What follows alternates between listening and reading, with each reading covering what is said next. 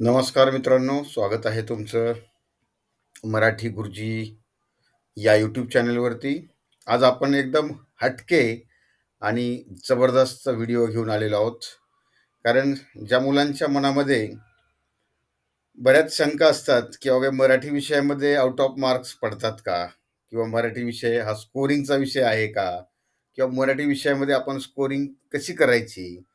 तर या सगळ्यांच्या मनातील शंका दूर करणारा हा एक जबरदस्त व्हिडिओ 9वी आणि 10वीच्या मुलांसाठी हा व्हिडिओ उपयोगात राहणार आहे.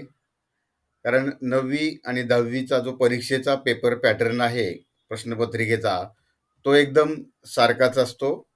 त्यामुळं या दोन्ही वर्गांसाठी उपयुक्त ठरणारा हा व्हिडिओ.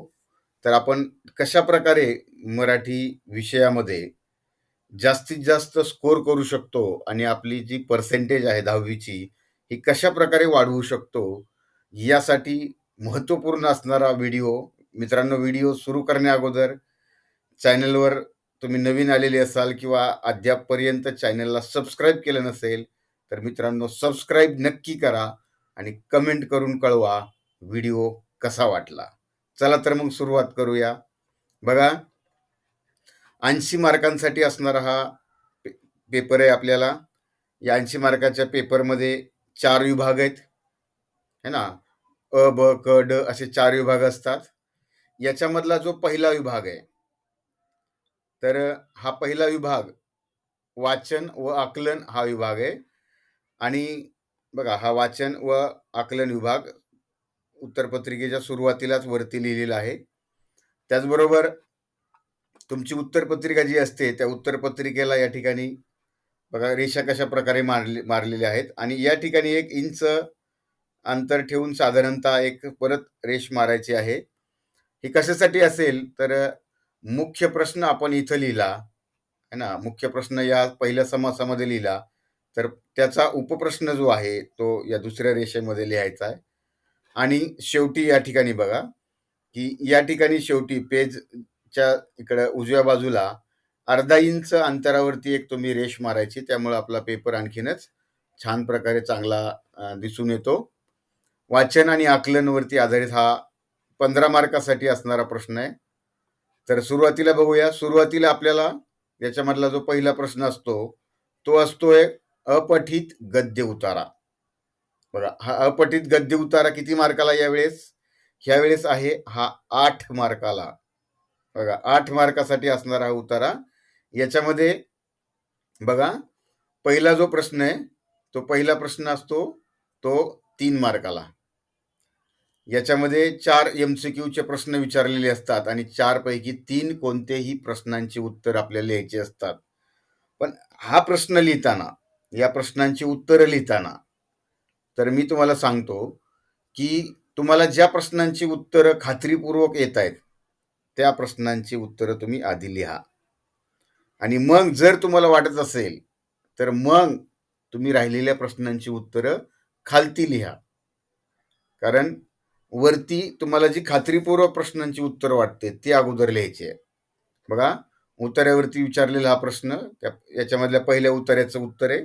यासाठी तुम्ही डिस्क्रिप्शन बॉक्समध्ये या उत्तरपत्रिकेची जी प्रश्नपत्रिका आहे, म्हणजे ज्या प्रश्नपत्रिकेतून ही उत्तरपत्रिका सोडवलेली आहे, त्या प्रश्नपत्रिकेची लिंक ही डिस्क्रिप्शन बॉक्समध्ये दिलेली आहे आणि तिथून तुम्ही ती डाउनलोड करा आणि त्याचा संदर्भ घ्या, उत्तरपत्रिका चेक करा आणि जर कुठेही शंका वाटत असेल, तर कमेंट करून नक्की कळवा.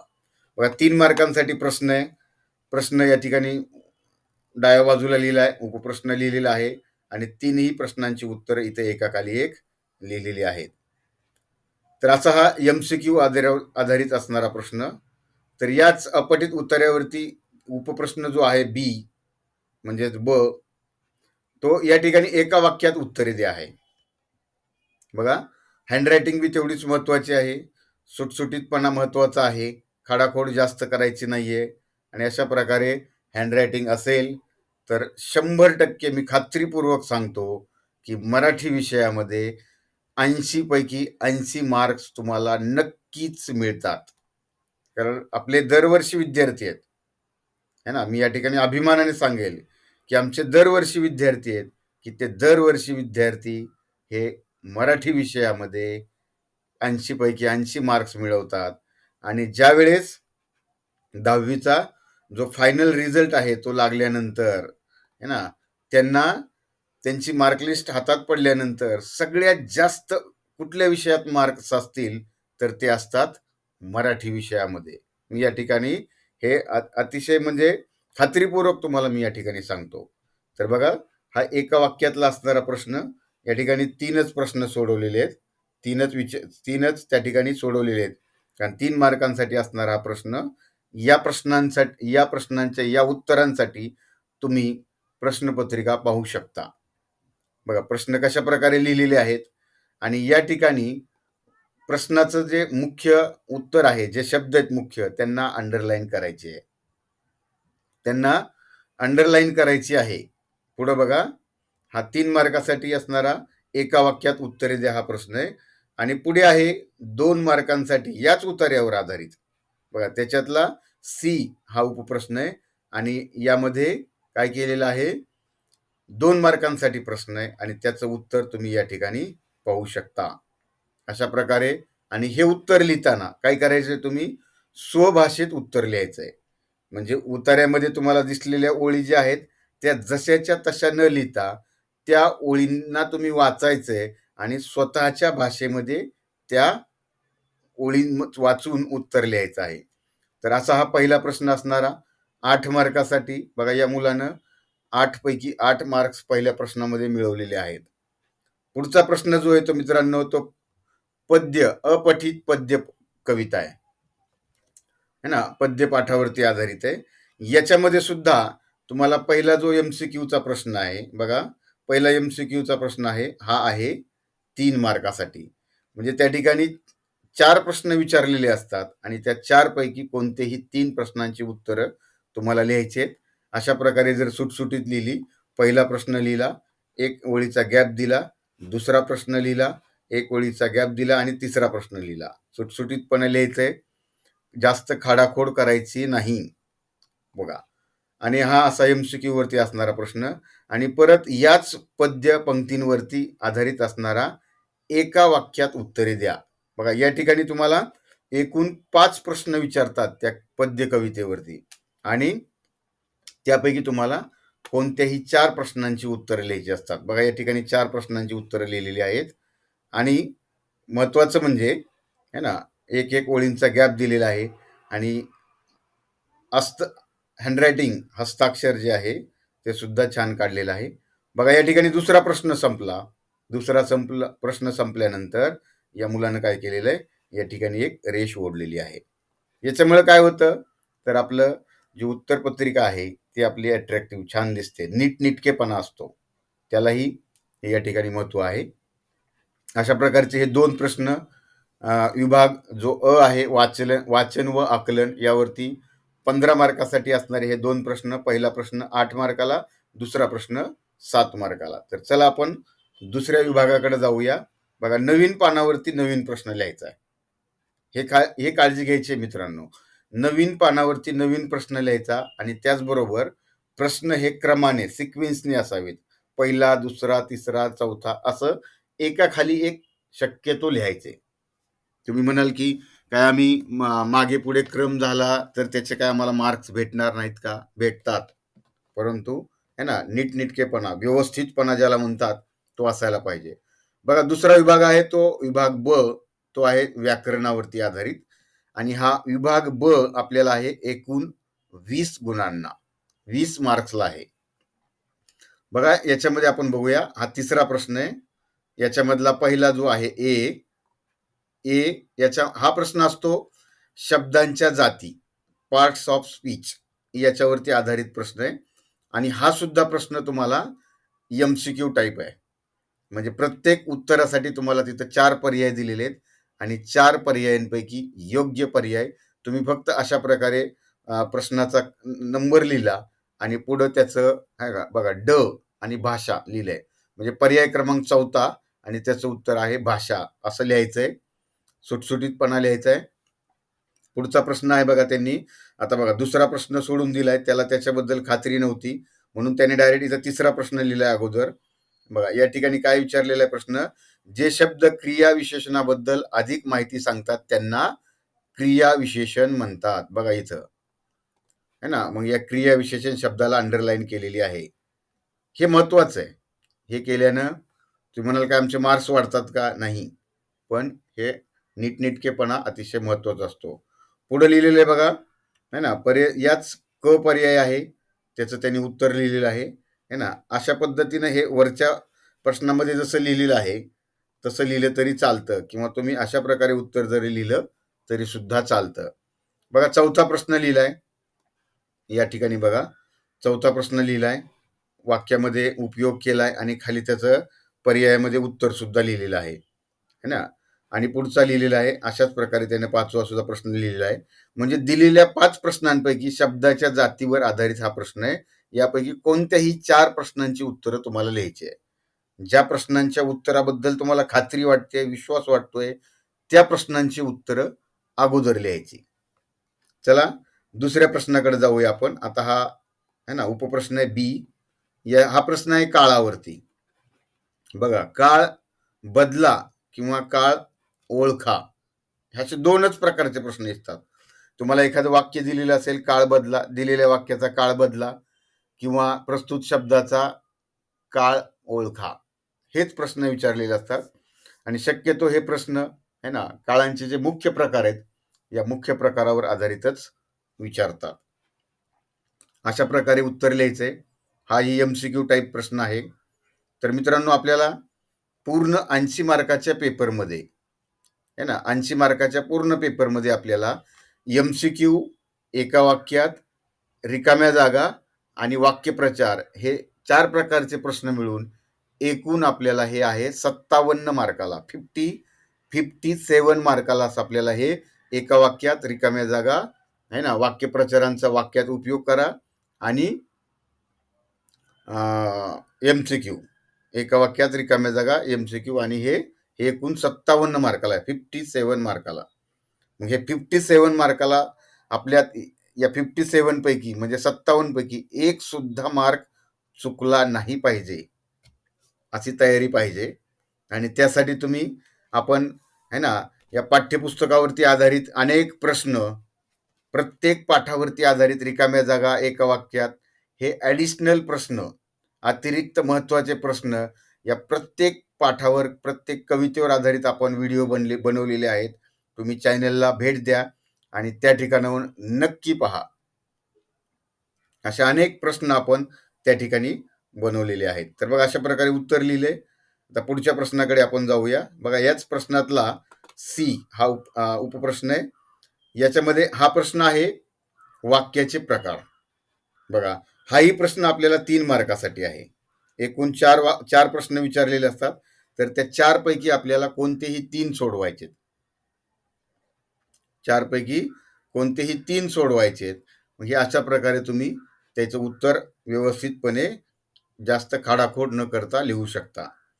त्याच्यातला चौथा जो प्रकार आहे बघा, तो चौथा प्रकार आता इथून पुढं हा ना, हे 10 मार्काचे झाले वरती आपण पाहिलेले. आता या ठिकाणी 5 प्रश्न असतील. शब्दाच्या जाती झाला, काळाचा झाला आणि वाक्याच्या प्रकारांचा झाला. हे 10 मार्काला आहे. आणि आता 10 मार्काची, खालील 10 मार्काची विभागणी बघा. ते म्हणजे समानार्थी शब्द, विरुद्धार्थी शब्द, लिंग, वचन आणि समास. तर बघा या ठिकाणी है ना समानार्थी शब्द, त्याच्यावरती आधारित प्रश्न आहे. हा सुद्धा प्रश्न MCQ प्रकारामध्ये येतो. बहुपर्यायी ज्याला म्हणतात. त्याच्यामध्ये तुम्हाला पर्याय दिलेले असतात आणि त्या पर्यायांपैकी योग्य उत्तर शोधायचे आणि लिहायचे. पुढं बघा आता इथं है ना लिंग, वचन, समानार्थी, विरुद्धार्थी या शब्दावर आधारित हे MCQ प्रश्न आहेत सगळे. प्रत्येकामध्ये 3-3 प्रश्न विचारलेले आहेत आणि त्या 3 पैकी तुम्हाला कोणतेही 2 सोडवायचे. पर्याय दिलेले असतात, तुम्ही सोडवू शकता. ज्या ठिकाणी तुम्हाला कुठलेही व्याकरणाबद्दलचे काही समस्या असतील, कमेंट करून कळवा. आपले व्याकरणावरती आधारित सुद्धा अगदी सविस्तर माहिती देणारे प्रत्येक व्हिडिओ त्या ठिकाणी आपल्या चॅनलमध्ये तुम्हाला पाहायला भेटतील. बघा या ठिकाणी परत विरुद्धार्थी शब्द, समानार्थी शब्द, लिंग, वचन आणि शेवटी हा समासावरती आधारित प्रश्न आहे. तर अशा प्रकारे तुम्ही 20 मार्काचा विभाग ब हा व्याकरणावरती आधारित भाग पाहिला. तर आता मित्रांनो पुढचा जो भाग आहे तो तो भाग आहे म्हणजे बघा पाठ्यपुस्तक विभाग आहे. विभाग क हा पाठ्यपुस्तकावरती आधारित आहे. याच्यामध्ये विभागणी केलेली आहे बघा, 2 विभाग आहेत त्याच्यामध्ये. विभाग म्हणजे क विभागच आहे, पण त्याच्यामध्ये बघा याच्यामध्ये जो प्रश्न 5वा आहे हा पूर्ण 5वा प्रश्न तो म्हणजे गद्य पाठावर आधारित आहे. याच्यामधला पहिला जो ए आहे हा जेवढेही आपल्याला अभ्यासक्रमामध्ये गद्य पाठ आहेत त्या गद्य पाठावरती आधारित एका वाक्यात उत्तरे द्या. बघा या ठिकाणी काय प्रश्न आहे, पंतांच्या आहारातून है ना बाद करण्यात आलेल्या भाज्या कोणत्या? तर त्याचं जे मेन उत्तर आहे कोबी आणि कॉलीफ्लावर हे उत्तर आहे. या उत्तराला अंडरलाईन केलेली आहे आणि उत्तर पूर्ण वाक्यात लिहिलेलं आहे. हे महत्वाचं आहे, उत्तर पूर्ण वाक्यात लिहायचं आहे. पुढचं आहे बघा, अभिषेकच्या बाबांच्या मते सगळ्यात भारी ॲप कोणतं? बघा या ठिकाणी जे मेन उत्तर आहे डोक्याच्या बघा डोक्यातल्या कवटीतील मेंदू या शब्दाला मुख्य उत्तराला त्या ठिकाणी अंडरलाईन केलेली आहे. तर अशा प्रकारचे एकूण या ठिकाणी आपल्याला 5 प्रश्न विचारतात. तर त्या 5 पैकी आपल्याला कोणतेही 3 प्रश्न लिहायचे आहेत. ज्या प्रश्नांबद्दल आपल्याला खात्री आहे तेच प्रश्न सुरुवातीला लिहायचे. आणि जर तुम्हाला वाटलं तर आपण हे 3ही प्रश्न लिहिलेले बरोबर आहेत तर मग दुसरे प्रश्न लिहायला वेळ घालवायचा नाही. कारण आपल्याला पुढं लेखन विभागामध्ये निबंध असेल, पत्र असेल, कथा असेल तिकडं वेळ परत विचार करायला लागणार आहे. तर अशा प्रकारे हे 3 मार्कासाठी प्रश्न आहे.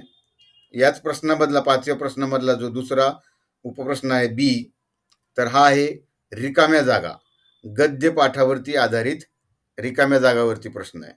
तर बघा या ठिकाणी याच्यामधला पहिला जो लिहिलेला आहे ना की एका हातात बांगड्याची पेटी, म्हणजे हा शब्द या ठिकाणी उत्तर आहे बांगड्याची. एका हातात डॅश डॅश डॅश पेटी आणि एका हातात पिशवी घेऊन अब्दुलने चपला पायात सरकवल्या. तर या ठिकाणी उत्तर लिहिलेलं आहे आणि त्याला अंडरलाईन केलेली आहे. तर बरेच जण विद्यार्थी काय करतात, फक्त जे उत्तर आहे ते उत्तर लिहितात. तसं न करता मित्रांनो आपल्याला प्रश्नामध्ये स्पष्ट लिहिलेलं आहे की रिकाम्या जागी योग्य शब्द भरून वाक्य पुन्हा लिहा. त्यामुळं ते उत्तर लिहून त्याला अंडरलाईन करायचे आहे. आणि या प्रश्नासाठी मित्रांनो आपल्याला पर्याय दिलेले असतात. त्या पर्यायापैकी योग्य शब्द शोधायचा आहे आणि तो त्या ठिकाणी भरायचा आहे. हे प्रश्न अशा प्रकारे या ठिकाणी लिहायचं आहे. बघा उत्तर लिहिलंय त्याला अंडरलाईन केलेली आहे, उत्तर लिहिलेलं आहे त्याला अंडरलाईन केलेली आहे. असा हा 3 मार्कांसाठी असणारा रिकाम्या जागावरती आधारित प्रश्न आहे. याच्यामध्ये सुद्धा 5 प्रश्न विचारतात, 5 पैकी कोणतेही 3 आपल्याला लिहायचे आहेत. तर पुढचा बघा याच्यामधला जो उपप्रश्न आहे सी, हा प्रश्न आहे आपल्याला गद्य पाठावरती आधारित मोठा प्रश्न, थोडक्यात उत्तरे लिहा. तर बघा याने उत्तर कसं लिहिलंय मी तुम्हाला या ठिकाणी समजावतो, किंवा या मोठ्या प्रश्नाचं उत्तर लिहिताना काय काळजी घ्यायची. बघा सुरुवातीला ज्याही पाठावरचा तुम्हाला चांगल्या प्रकारे, इथं 3 प्रश्न विचारतात आणि 3 प्रश्नांपैकी तुम्हाला कोणताही फक्त एक लिहायचा आहे. त्यामुळे ते 3 प्रश्न वाचायचे. त्याच्यापैकी तुम्हाला वाटतंय की आपण या पाठामधला हा जो प्रश्न याच्याबद्दल आपण चांगल्या पद्धतीने लिहू शकतो, तो प्रश्न लिहायला घ्यायचा. सुरुवात कशी करायची बघा, तो प्रश्न ज्या पाठातला आहे त्याचे लेखक किंवा लेखिका कोण आहेत यांचं नाव पहिल्यांदा त्या ठिकाणी पहिल्या पॅरेग्राफमध्ये लिहायचं आहे. बघा आता हा रंगसाहित्याचे या पाठामधला प्रश्न आहे. तर उत्तर कसं लिहिलंय बघा, मराठी भाषेमध्ये कथा, कविता, नाटक, चरित्र, आत्मचरित्र व प्रवास वर्णन असे अनेक साहित्य प्रकार आहेत, पण या सर्वात माझा आवडता प्रकार आहे कादंबरी. बघा पहिल्या याला प्रस्तावना म्हणा, प्रस्तावना केलेली आहे.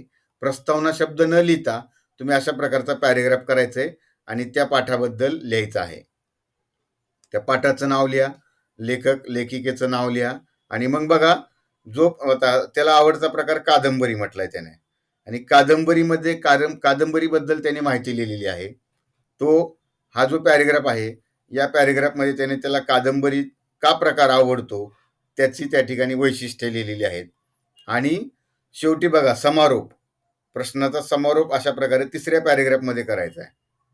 है ना, खाली पॅरेग्राफ बनवायचा आहे की या सर्व कारणांमुळे कादंबरी माझा आवडता साहित्य प्रकार आहे. आणि त्याचबरोबर विशेष महत्वाची बाब म्हणजे त्यांनी या ठिकाणी एका कादंबरीचं आणि त्या कादंबरीच्या लेखकाचा उल्लेख देखील केलेला आहे. बघा, श्री शिवाजी सावंत यांनी लिहिलेली मृत्युंजय कादंबरी माझी सर्वात आवडती आहे. अशा प्रकारे जर तुम्ही उत्तर लिहिलं तर तुम्हाला याही प्रश्नामध्ये 3 पैकी 3 मार्क्स नक्की मिळतात. बघा, पुढचा प्रश्न आहे ना, पुढचा प्रश्न आहे तो म्हणजे बघा, याच प्रश्नातला जो उपप्रश्न आहे चौथा तो आहे, आणि तो आहे 5 मार्कासाठी असणारा प्रश्न. यामध्ये तुम्हाला काय केलेलं असतंय, वाक्यामध्ये काही वाक्यप्रचार दिलेले असतात आणि त्याच्या खाली तुम्हाला त्या वाक्यप्रचाराच्या अर्थाची वाक्य दिलेली असतात. म्हणजे त्या वाक्यप्रचारांचा तुम्हाला काय करायचा आहे, अर्थाचा वाक्यप्रचारामध्ये तो मॅच करून त्या वाक्यप्रचारांचा वाक्यामध्ये उपयोग करायचा आहे, है ना. आणि वाक्यामध्ये उपयोग करून तुम्ही जो वाक्यप्रचार वापर केलेला आहे त्याला अंडरलाईन करायची. म्हणजे हे एक नीटनेटकी व्यवस्थितपणाचा हा भाग आहे. त्याला अंडरलाईन केलं, पेपर तपासणाऱ्याचं लक्ष तिथं जातं, याला बरोबर लिहिलेलं आहे. हे महत्वाची गोष्ट आहे. तर हे अशा प्रकारे तुम्ही हा प्रश्न लिहायचा आहे, है ना. ज्या वाक्यप्रचाराचा वाक्यात उपयोग केलाय त्याला अंडरलाईन करायचे. बघा, या ठिकाणी अंडरलाईन केलेली आहे, अंडरलाईन केलेली आहे. अशा प्रकारे 5 मार्कासाठी असणारा प्रश्न आहे. त्या ठिकाणी तुम्हाला 6 ते 7 कंसामध्ये वाक्यप्रचार देतात आणि वाक्य 5च देतात. मग ते तुम्ही वाक्यप्रचारांचा व्यवस्थित अर्थाचं वाक्य शोधायचंय आणि त्या वाक्यप्रचारांचा वाक्यात उपयोग करायचा आहे, कंसात दिलेल्या वाक्यप्रचारांचा.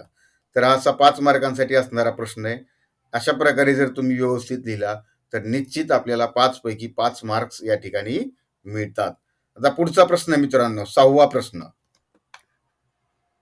तुम्हाला कुठलाही भाग व्यवस्थित समजला नसेल किंवा काही त्या भागाबद्दल तुम्हाला शंका वाटत असेल, निश्चितपणे कमेंट करून कळवा. आपण त्याला व्यवस्थितपणे त्याचं शंकेचं निरसन आपण त्या ठिकाणी करूया. 6वा प्रश्न आहे आणि हा प्रश्न असतो मित्रांनो, आपल्या पाठ्यपुस्तकामध्ये असणाऱ्या ज्या कविता आहेत त्या कवितेवर आधारित प्रश्न असतो. यातला हा पहिला जो आहे ए, हा प्रश्न असतो तो एका वाक्यात उत्तरे द्या. बघा, या ठिकाणी तरी सुद्धा आपल्याला 5 प्रश्न विचारतात. त्या 5 पैकी कोणतेही 4 लिहायचे असतात. म्हणजे 4 मार्काला कवितेवरती आधारित एका वाक्यात आणि 4 मार्काला रिकाम्या जागा. बघा, घराघरातून तेजाचे नवीन अवतार जन्मणार आहेत. या ठिकाणी प्रश्न आहे, त्याचं उत्तर लिहिलेलं आहे आणि मुख्य उत्तराच्या शब्दाला अंडरलाईन केलेली आहे. बघा, पुढच्या ओळींमध्ये सुद्धा बघा, संत नामदेव यांनी लिहिलेले उत्तर, सैनिकाच्या डोळे भरून पाहावे असे दृश्य कोणते, तर सैनिकांच्या विजयाची दौड हे डोळे भरून पाहावे असं दृश्य आहे, है ना. कवीने चंद्राला कशाची उपमा दिलेली आहे, तर भाकरीची उपमा दिलेली आहे. उत्तर लिहिलेलं आहे, अंडरलाईन केलेलं आहे आणि अशा प्रकारे 4 पैकी 4 मार्क्स मिळवलेले आहेत. आता बघा मित्रांनो, पुढचा जो प्रश्न आहे हा एक प्रश्न कवितेवर आधारित आहे. इथं सुद्धा तुम्हाला 5 प्रश्न विचारतात. 5 पैकी कोणतेही 4 प्रश्नांची उत्तरं लिहायची आहेत. रिकाम्या जागावरती आधारित प्रश्न आहे. कंसामध्ये तुम्हाला त्या ठिकाणी 4 पर्याय दिलेले असतात किंवा 4 शब्द दिलेले असतात. त्या 4 शब्दांपैकी योग्य शब्द शोधायचा आहे आणि वाक्यात लिहून, पूर्ण वाक्यात लिहून त्या लिहिलेल्या उत्तराला अंडरलाईन करायची आहे. तर अशा प्रकारे तुम्ही हा प्रश्न सोडवायचा आहे. इथं बघा, मी फक्त तुम्हाला अंडरलाईन केलेले या ठिकाणी शब्द दाखवतोय आणि याही प्रश्नामध्ये आपण अशा प्रकारे 4 पैकी 4 मार्क्स मिळवू शकतो. पुढचा प्रश्न आहे सी, हा यातला उपप्रश्न आहे 6व्या मधला. तर बघा, या ठिकाणी बघा, जो स्वप्न करू साकार या कवितेवरती आधारित संदर्भाचे स्पष्टीकरण किंवा रसग्रहण करा किंवा खालील पद्यपंक्तींचा तुमच्या भाषेत तुम्हाला समजलेला अर्थ सांगा, अशा प्रकारचे प्रश्न तिथे येतात. तर बघा, इथं काय करायचंय, अशा प्रकारच्या प्रश्नांचं उत्तर लिहिताना ही प्रस्तावना करायची आहे.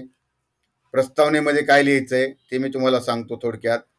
प्रस्तावनेमध्ये ज्या कवितेतला हा प्रश्न आहे त्या कवितेचे कवी किंवा कवयित्री कोण आहेत त्यांचं नाव लिहायचं आहे आणि थोडक्यात त्या कवितेमधून काय संदेश दिलाय तो लिहायचा आहे. बघा, कविता आहे स्वप्न करू साकार. कवितेचे कवी आहेत किशोर पाठक आणि या कवितेमधून काय दिले, भारत देशाच्या प्रगतीसाठी लोकांना कोणती मूल्य अंगी बाणवावी लागतील याची माहिती दिलेली आहे. हा म्हणजे त्या प्रश्नाचा थोडक्यात सारांश म्हणजे त्या कवितेचा सारांश दिलेला आहे. ही झाली प्रस्तावना. आता उत्तराचं स्पष्टीकरण या ठिकाणी अशा प्रकारे पॅरेग्राफ करायचा आहे आणि पॅरेग्राफ करताना अशा प्रकारचा थोडासा स्पेस सोडायचा आहे, तरच तो पॅरेग्राफ समजला जातो. मग नंतर पुढं ते उत्तराचं स्पष्टीकरण करायचंय. आपापल्या पद्धतीनं आपल्या स्वभाषेत उत्तर लिहायचंय. पुढं बघा, आणि शेवटी आहे ना, उत्तर लिहून झाल्यानंतर बघा, या उत्तरामध्ये जे काही तुम्हाला मुख्य शब्द वाटत असतील किंवा मुख्य ओळी वाटत असतील त्या ओळींना अंडरलाईन करायची आणि शेवटी त्या प्रश्नाचा अशा प्रकारे समारोप करायचा की असा या प्रस्तुत ओळींचा अर्थ आहे की एकजुटीचे बळ आणि आत्मीयता सारखे भाव आपल्याला या ओळीतून दिसून येतात. असा प्रस्तावना, स्पष्टीकरण आणि समारोप अशा प्रकारे उत्तर लिहायचंय है ना. तर आपल्याला त्याच्यामध्ये जास्तीत जास्त मार्क्स मिळतात. खाडाखोड करायची नाही, व्यवस्थित उत्तर लिहायचंय, हस्ताक्षर चांगलं काढायचंय. बघा, आता पुढचा प्रश्नाकडे आपण येऊया. आता पुढचा प्रश्न आहे 7वा प्रश्न आणि तो प्रश्न आहे स्थूल वाचनावरती आधारित. बघा, आपल्याला 2 स्थूल वाचन आहेत परीक्षेमध्ये. एकूण 4 आहेत, पण यावर्षी 2च फक्त आहेत. जे 2 जे स्थूल वाचन पाठ आहेत ते वगळण्यात आलेले आहेत आणि 2च स्थूल वाचन पाठ आहेत. तर या 2 स्थूल वाचन पाठावर आधारित आपल्याला 5 मार्कासाठी प्रश्न विचारतात. याच्यामध्ये एका वाक्यात 3 मार्काला आणि थोडक्यात उत्तरे द्या 2 मार्काला. तर एका वाक्यात मध्ये हा पहिला ए जो आहे हा एका वाक्यातला आहे आणि याच्यामध्ये तुम्ही अशा प्रकारे त्याचंही उत्तर एका वाक्यामध्ये लिहायचंय. हे उत्तर त्यांनी थोडंसं विस्तृतपणे लिहिलेलं आहे, काय हरकत नाही, पण उत्तराचं मेन जो सार आहे, जो मेन भाग आहे तो लिहिलेला आहे. तुम्हाला जर मुख्य उत्तर आला आहे ना, तुम्ही त्या ठिकाणी शब्दांना त्या ओळीला अंडरलाईन करायचे आहे. उत्पत्ती कोशाचं संपादन कृपा कुलकर्णी यांनी केलेलं आहे आणि त्याचं स्पष्टीकरण त्यांनी छानसं लिहिलेलं आहे. तर पुढं याच ठिकाणी बघा, अशा प्रकारे दुसरा प्रश्न आहे, त्याचं उत्तर लिहिलेलं आहे आणि स्काय इज द लिमिट हे सुवचन म्हणजे स्काय इज द लिमिट म्हणजे काय, म्हणजेच बघा आता हा प्रश्न या विद्यार्थ्याकडून चुकलेला आहे, त्याने लिहिताना काही गडबड केलेली आहे. तर त्यांनी हा प्रश्न म्हणजे हे सुवचन समर्थ रामदासांचं आहे, त्याला हा प्रश्न नीट समजलाच नाही. तर हे सुवचन समर्थ रामदासांचं नाहीये.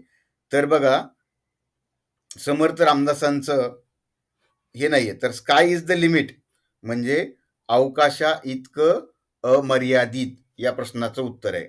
आणि समर्थ रामदासांचं त्या पाठामधलं सुवचन कोणतं आहे, आधी केले मग सांगितले, हे सुवचन त्यांचं आहे. हा प्रश्न फक्त या विद्यार्थ्याकडून हा एकच प्रश्न पूर्ण याच्यामध्ये चुकलेला आहे, है ना. तर तसं आपण लिहिताना काळजी घ्यायची. स्काय इज द लिमिट आणि आधी केले मग सांगितले यातला फरक त्याला न समजल्यामुळे तो चुकलेला आहे. पुढचा प्रश्न आहे मित्रांनो, स्थूल वाचनावरती आधारित मोठा प्रश्न म्हणजे थोडक्यात उत्तरे लिहा. 2 मार्कांसाठी आहे. इथेही तुम्हाला 2 प्रश्न विचारतात. 2 पैकी एका प्रश्नाचं उत्तर तुम्हाला लिहायचं आहे. बघा, इथे उत्पत्ती कोशाचं कार्य या ठिकाणी विचारलेलं आहे आणि त्याची उत्पत्ती कोशाची कार्य किंवा उत्पत्ती कोशाची वैशिष्ट्य लिहा अशा प्रकारचा प्रश्न असतो. त्याने बघा अगदी सविस्तरपणे या ठिकाणी उत्पत्ती कोशाचे 4 मुख्य कार्य या ठिकाणी लिहिलेले आहेत. बघा, इथं 4थं कार्य लिहिलेलं आहे. म्हणजे अशा प्रकारे जर सुटसुटीतपणाने आपण उत्तर लिहिलं तर निश्चित आपल्याला मराठी विषयामध्ये अधिक मार्क मिळतात आणि आपला जो पर्सेंटेजचा स्कोर आहे तो नक्की वाढतो. प्रश्न संपलेला आहे, अंडरलाईन केलेली आहे. बघा, पुढच्या प्रश्नाकडे आपण जाऊया मित्रांनो, है ना. आता हा प्रश्न आहे विभाग ड. बघा, हा निबंध लेखन आहे. निबंध लेखन यावर्षी आपल्याला 6 मार्कासाठी निबंध आहे आणि विभाग ड जो आहे आपला हा लेखन विभाग, हा लेखन विभाग आहे तो म्हणजे आपल्याला 15 मार्कांसाठी. यामध्ये निबंध, कथा आणि पत्र. निबंध आहे 6 मार्काला, कथा आहे 5 मार्काला आणि पत्र आहे 4 मार्काला. तर आता निबंध लिहिताना मी तुम्हाला फक्त काही ट्रिक्स सांगतोय. निबंध लिहिताना काय करायचं, तर निबंधाची सुरुवात आता दिलेले जे 3 विषय असतात. निबंधासाठी आपल्याला मुद्दे दिलेले असतात आणि त्या मुद्द्यांच्या आधारे आपल्याला निबंध लिहायचा आहे. म्हणजे याचे आपल्याला फायदे काय होतात बघा, मुद्द्यांच्या आधारे कथा असेल किंवा निबंध असेल लिहिताना, तर याचे फायदे काय होतात, तर आपल्याला सुरुवात समजते आणि शेवट पण समजतो. फक्त आपल्याला त्याला त्या दिलेल्या मुद्द्यांच्या आधारे त्या निबंधाला रंगवायचंय. रंगवायचं म्हणजे कलरने रंगवायचं नाही, तर त्याला शब्दांच्या माध्यमातून रंगवायचं आहे. तर तुम्हाला जर त्या दिलेल्या विषयावरती आधारित काही काव्यपंक्ती, काही सुविचार, काही म्हणी किंवा सुवचन हे जर काही येत असतील, तर त्याने सुरुवात करा आणि मग त्याला अवतरण चिन्ह करा. तर बघा या ठिकाणी सुरुवात केलेली आहे, की नमस्कार मित्रांनो, उद्गारवाचक वाक्य वापरलेलं आहे, है ना? त्यांनी वृक्षाबद्दल लिहिलेलं आहे. मग अशा प्रकारे कमीत कमी 4 ते 5 पॅराग्राफमध्ये आपल्याला निबंध लिहायचा आहे. मध्ये-मध्ये त्या ठिकाणी या सुविचार, म्हणी, कवितेच्या ओळी, है ना? यांचा वापर करायचा आहे. त्यामुळं आपला निबंध हा आणखीनच आकर्षक वाटतो. वाचणाऱ्याला सुद्धा है ना, तो एक वेगळा वाटतो. त्यामुळं निबंध लिहिताना ही काळजी घ्यायची. निबंध 6 मार्कासाठी आहे. तर बघा आणि निबंधाचा जो शेवट आहे मित्रांनो, शेवट सुद्धा तुम्ही एखाद्या काव्यपंक्तीनं, एखाद्या म्हणीनं, एखाद्या सुविचारानं करा. म्हणजे आपल्याला निबंधामध्ये सुद्धा आपल्याला पैकीच्या पैकी मार्क्स मिळतात. हँडरायटिंग चांगलं काढा.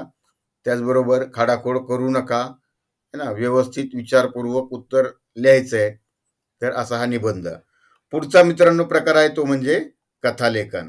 बघा कथेला शीर्षक दिलेलं आहे आळशी नोकर आणि पुढे बघा की कथा लिहिताना काय करायचंय, मी कथा लेखनामध्ये महत्वाच्या गोष्टी सांगतो. तुम्हाला त्या ठिकाणी मुद्दे दिलेले असतात. दिलेल्या मुद्द्याच्या आधारे एक मुद्द्याच्या आधारे 4-4, 5-5 वाक्य बनवायचे. मग त्या ठिकाणी जे कथेमध्ये येणारे जे काल्पनिक काही नावांचा उपयोग करायचा. म्हणजे त्याच्यामधले जे कॅरेक्टर असतील कथामधले, त्यांना तुम्ही नावं द्यायचे. एखादं ठिकाण असेल, त्या ठिकाणाला काल्पनिक नाव द्यायचं. यामुळं काय होतं, तर आपली कथा आणखीनच रंगतदार बनते.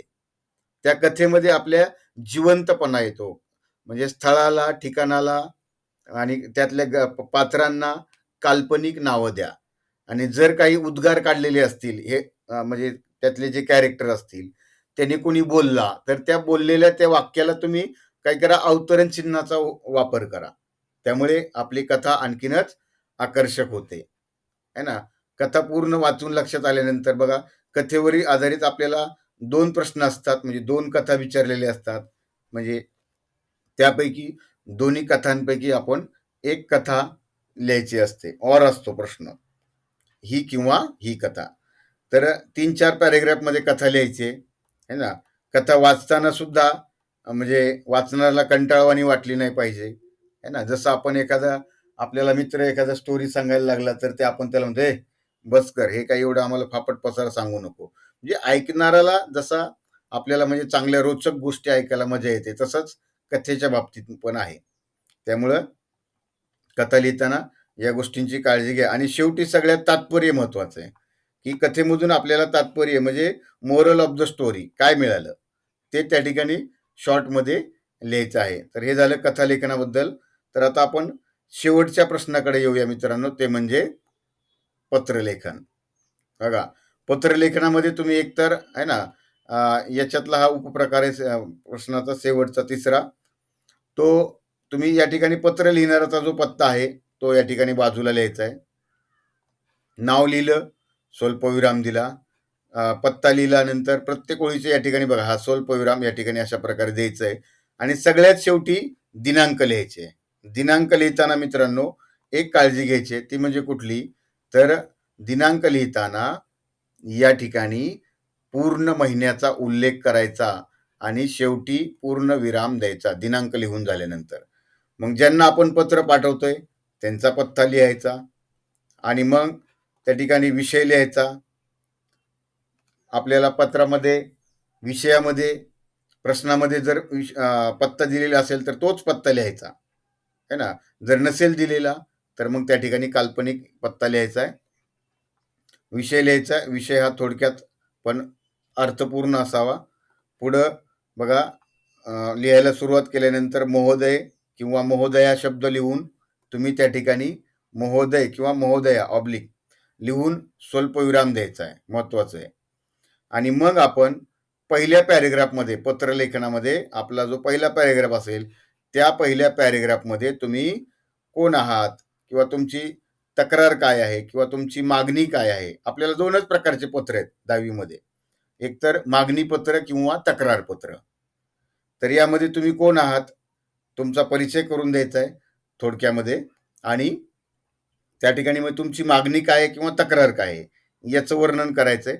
त्याच्यामुळं आणि दुसऱ्या पॅरेग्राफमध्ये आपल्याला काय हवे, आपल्याला काय त्रास होतोय किंवा तुमची आहे ना, त्याच्याबद्दल लिहायचं आहे किंवा तुमची जी तक्रार आहे त्या तक्रारीचं किंवा त्या समस्येचं निराकरण कशा प्रकारे केलं गेलं पाहिजे ही तुम्हाला अपेक्षा आहे, हे या ठिकाणी त्याचं वर्णन करायचं आहे.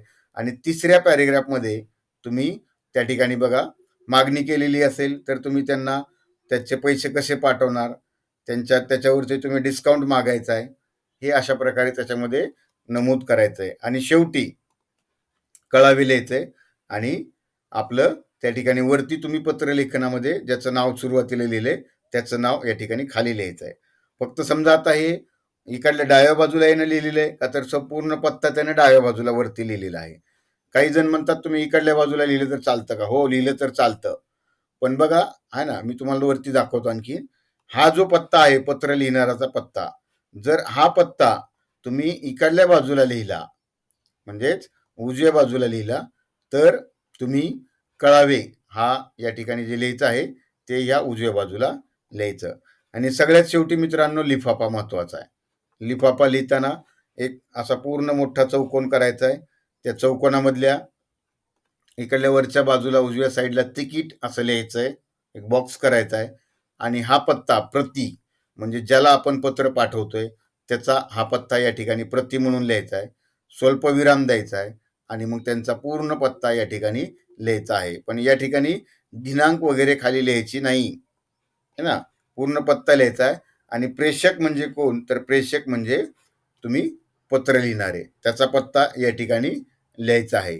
तर असं हे पत्रलेखन आपल्याला 4 मार्कासाठी आहे मित्रांनो. आणि अशा प्रकारे जर तुम्ही आपली मराठी विषयाची उत्तरपत्रिका जर सोडवली तर निश्चितच तुम्हाला, है ना, सगळ्या विषयांमध्ये सगळ्यात जास्त मार्क नक्कीच मराठी विषयामध्ये पडतील. तर मित्रांनो, व्हिडिओ कसा वाटला निश्चित कमेंट करून कळवा. चॅनलला सबस्क्राईब केलं नसेल तर सबस्क्राईब करा. धन्यवाद.